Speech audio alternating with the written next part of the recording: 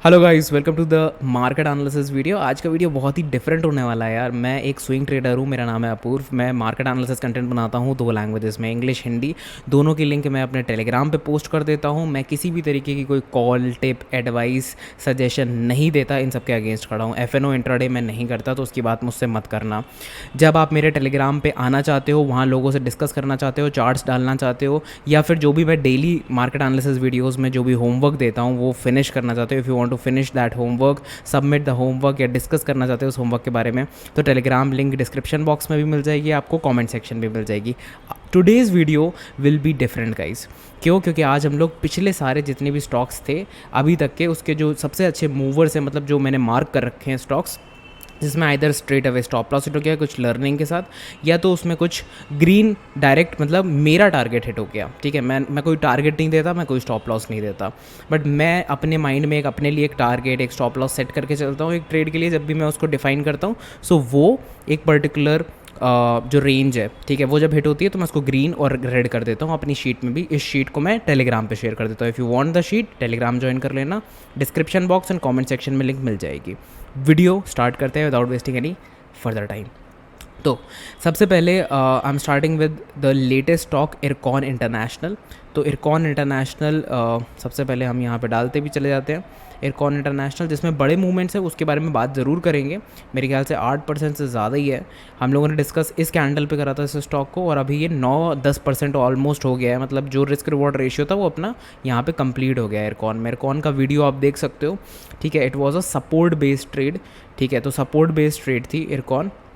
Weekly time frame पे मैंने इसकी यहाँ पर लाइन क्रिएट करी थी, एंड डेली टाइम फ्रेम पे जब ये क्लोज़ हुआ उस एरिया के आसपास, यहाँ पे जब इसने इस तरीके का प्राइस एक्शन दिखाया, तो रिस्क रिवॉर्ड रेशियो बहुत ब्यूटीफुली क्रिएट हो रहा था, एंड वो ऑलमोस्ट कंप्लीट हो चुका है। So this was a good trade.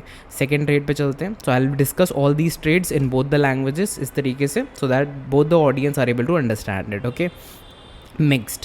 NHPC में कुछ भी नहीं हुआ है, तो उसके बारे में डिस्कशन करने का कोई पॉइंट है नहीं। ESAB, अब ESAB, I am in ESAB, एक ऐसी ट्रेड जिसमें मैं भी हूँ। मैंने लिया था यहाँ पे 2 लाख क्वान्टिटी से I entered the trade with a small quantity only. Okay, because मेरे पास बहुत सारी और भी ट्रेड्स हैं। So overall risk management is what I prefer. ये मेरा रिस्क था, और करेंटली आज मेरा 1:1 कंप्लीट हो चुका है। आई एम गोइंग फॉर 1:1.5 के आसपास के लिए मैं प्ले कर रहा हूँ स्टॉक को। ठीक है, तो ये मेरा काउंटर ट्रेंड लाइन ब्रेकआउट था। देखो, वीडियो को फिर से एक्सप्लेन नहीं करूंगा मैं, but just explaining the movement of the stock किया। 2 दिन का कंसोलिडेशन था। जो पहले दिन एक रेड कैंडल आई थी, जो फर्स्ट डे एक रेड कैंडल थी, उससे मुझे डर नहीं लगा। देखो, मैं एग्जिट नहीं कर गया, या फिर बार बार मैं उसे देख नहीं रहा था। अब अगर आपने ये इंट्राडे में यही सेम चीज़ 15 मिनट पे करी होगी, तो ये जो कैंडल होगी एफ.एन.ओ. में, फ्यूचर्स एंड ऑप्शंस में तो गेम ही खत्म हो गया होगा। इस कैंडल में के अंदर ही सारे पैसे गए, नीचे तक थोड़ी ना बैठते हैं वहाँ पे, यहीं पे ही गेम खत्म हो गया होगा। अब बात करते हैं बाकी चीज़ों की। तो लोग क्या करते हैं कि रिस्क मैनेज नहीं करते। अब यहाँ तक गया, या यहाँ तक गया, या यहाँ तक भी चला गया, तो मुझे पता है कि मैं कितना खोने वाला हूँ कैश मार्केट में, राइट। जैसे कि मैंने सोचा था कि 2 लाख से गया हूँ, तो यहाँ 7% के हिसाब से 14,000 ही जाएंगे मेरे। सो 14,000 मैंने माइंड मेकअप कर रखा था कि हाँ ठीक है, इसमें इस पर्टिकुलर स्टॉक में I can see -14,000 on the screen. Visualize ESAB, उसके सामने रेड कलर में -14,000 लिखा हुआ है। ओके ओके, सो इस तरीके से जो विजुअलाइजेशन होता है वो अगर आप लोग करते हो तो बेटर होता है, चीज़ें बेटर होती हैं। अब मैंने आज क्या देखा, मैंने इसमें -8,000 तक मैंने देखा भी नहीं। मैं PNL देखता नहीं, झाँकता नहीं बार बार, बस प्राइस को ज़रूर नोट करता हूँ। तो -8 तो गया होगा 1000, एंड आज मैंने ऑलमोस्ट +16,000 भी देखा इसमें। ठीक है, अब यहाँ मेरी एग्जिट होगी। जब एग्जिट होगी जहाँ पे भी, तो फिर मैं अपडेट करूँगा उस तरीके से अपनी ट्रेड। ठीक है, सो ये एक इंपॉर्टेंट लर्निंग पॉइंट था इसका, इसलिए मैंने शेयर करा। डीलिंग बहुत beautiful, the trade off the मेरी इस महीने की सबसे ज़बरदस्त ट्रेड जो रही है वो है डीलिंक। ज़बरदस्त तो क्या ही बोलूँ मैं। जब गैप अप हुआ था उसी समय मैं थोड़ा सा माइंड मेकअप कर लिया था कि यार जल्दी निकलूँगी, क्या करूँ, बताता हूँ कैसे मैंने क्या किया। So I went with 4 lakhs in Dlink. यहाँ पे इस जगह पे I went with 4 lakh quantities in Dlink. Consolidate करा जब ब्रेकआउट हुआ, ठीक है, तो मैंने ये वीडियो भी बनाया हुआ। देखो, हर वो चीज़ जो यहाँ पे मैंने बनाई हुई है वो कोई कॉल टिप एडवाइस नहीं है, वो सिर्फ और सिर्फ आपके खुद की लर्निंग के लिए। और उस लर्निंग की जो ये शीट है, वो लर्निंग की शीट में आज एक्सप्लेन कर रहा हूँ इस वीडियो में, अगर आप समझ नहीं पाए हो अभी तक क्या हो रहा है। ठीक है, सो मैंने यहाँ पे स्टॉक को लिया था on the basis of the video. अब वीडियो कहाँ से मिलेगा?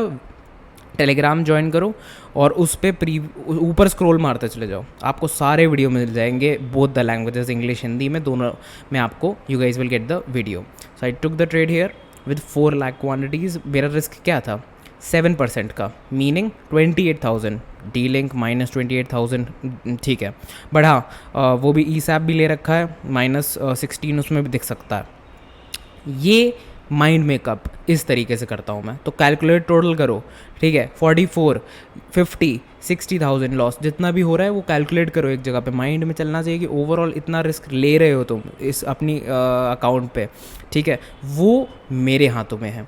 FNO इंट्राडे, इसमें क्या होता है, सडन मूवमेंट ऊपर नीचे इधर उधर, और ऑप्शंस में तो और भी खतरनाक कि हमने जो प्लान करा है उसके हिसाब से रिस्क लिया है बट उसके इधर उधर चला गया, ठीक है, या फिर कुछ SLM वगैरह रख दिया, अकाउंट ही चला गया, ठीक है। तो बहुत ज़्यादा I don't like it, I don't like कि जब तुम्हारा रिस्क, ठीक है, सी इट्स नॉट लाइक कि I can not do it, I was doing it, ठीक है, I was profitable for 1 or 2 years, but then I thought कि ये वो चीज़ नहीं है जिसके लिए मैं बनाऊँ, बिकॉज रिस्क अगर मैं मैनेज नहीं कर पा रहा हूँ, कंट्रोल नहीं कर पा रहा हूँ किसी चीज़ का, आई जस्ट लीव इट।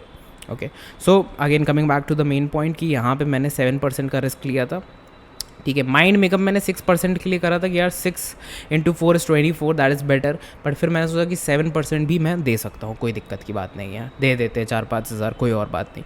जब गैप अप हुआ ऑलरेडी 24,000 का प्रॉफिट चल रहा था, ठीक है। सो मैंने बुक कहाँ किया?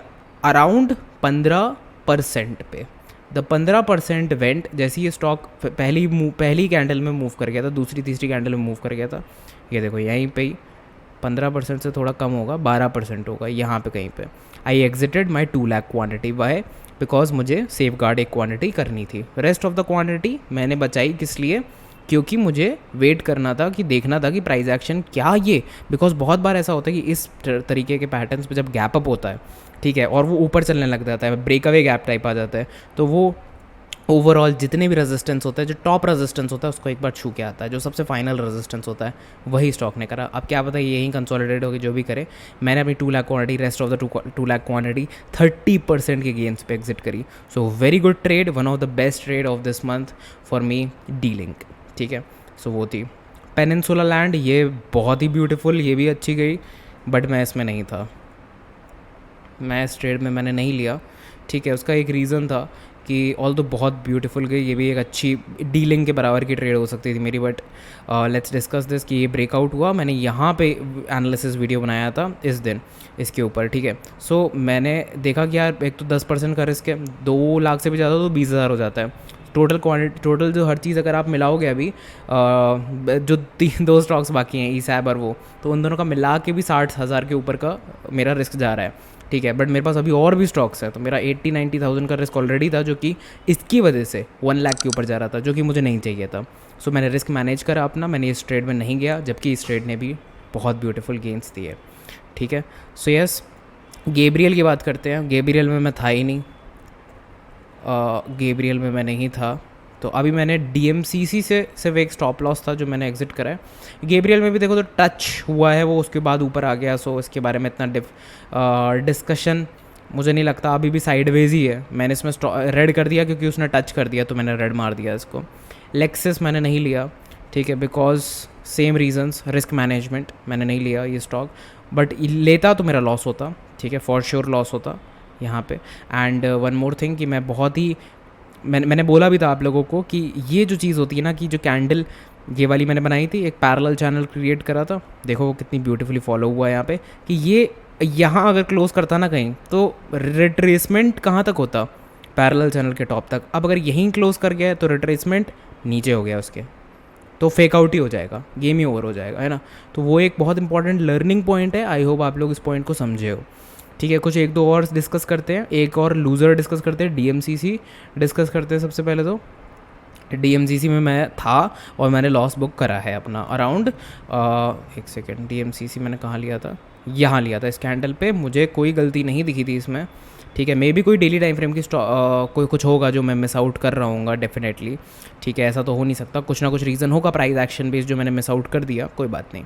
जब भी इतनी सारी कैंडल्स का ये डिस्टॉर्शन होता है ना, मैंने देखा है कि उस ब्रेकआउट में मेरा हमेशा लॉस होता है, लेकिन मैं पता नहीं क्यों ले लेता हूँ। तो आगे से मैं ध्यान रखूँगा इस चीज़ का कि अगर इतनी सारी कैंडल्स का इधर उधर एक क्लस्टर बना हुआ है, ठीक है, तो और अगर ब्यूटीफुल ब्रेकआउट हो रहा है तो तब भी मैं लेस क्वांटिटी से जाऊँगा। सो मैं गया इसमें शायद 3 लाख से गया था, हाँ 3 लाख से गया था। सो इसमें मेरा हुआ अराउंड 40,000 का लॉस हुआ इसमें मेरा DMCC में, ठीक है। सो 15% पे मैंने इसको बुक किया इस लॉस को, ठीक है। तो ओवरऑल अभी भी green, yes, good trades, D-Link और ESAP सब कुछ, these are good trades of the month, ये अच्छी ट्रेड्स भी हैं। बट हाँ, DMCC was the bad trade for me. मैं NMDC और इनमें भी था, बट वो अब थोड़ी पुरानी ट्रेड्स हो गई हैं। सो आई होप कि ये आधा मैंने डिस्कस कर लिया, अब आधा जो है बाकी बचा हुआ नेक्स्ट वीडियो में डिस्कस करूँगा। आई होप आप लोगों को ये फर्स्ट वीडियो ये लाइक दिस वीडियो एंड बाकी जितने भी स्टॉक्स मैंने डिस्कस करे वो साइडवेज हैं, या तो उनमें इतना कुछ खास मूव आया नहीं है, दोनों बातें सेम ही हैं। सो यस, आई होप आप लोगों को इस वीडियो से थोड़ी बहुत नॉलेज पॉइंट्स कहीं ना कहीं से निकाल के आपको मिले होंगे। एंड वीडियो अगर पसंद आया हो तो लाइक करना। वी आर एमिंग फॉर वही अपना पुराना 50 लाइक्स, तो 50 लाइक्स का टारगेट है, स्मॉल टारगेट है, पूरा करके ही जाना। नए हो चैनल पे, पसंद आया वीडियो तो ज़रूर सब्सक्राइबर बन के ही जाना, ठीक है। एंड बाकी अगर कोई भी अपडेट चाहिए, होमवर्क सबमिट करना है, बाकी लोगों से डिस्कशन करना है, चार्ट शेयर करना है, सब कुछ फ्री में, या फिर मेरे साथ इस कम्युनिटी को ग्रो करना है, सो चैनल सब्सक्राइब करो, ग्रोथ साथ में करते हैं। एंड टेलीग्राम को फॉलो करने के लिए कमेंट्स में आप कुछ भी कमेंट्स कर दो, या तो कमेंट सेक्शन में आपको साथ पास में ही दिख जाएगी Telegram link. Thanks a lot for watching this video. I hope you enjoyed, learn something new today.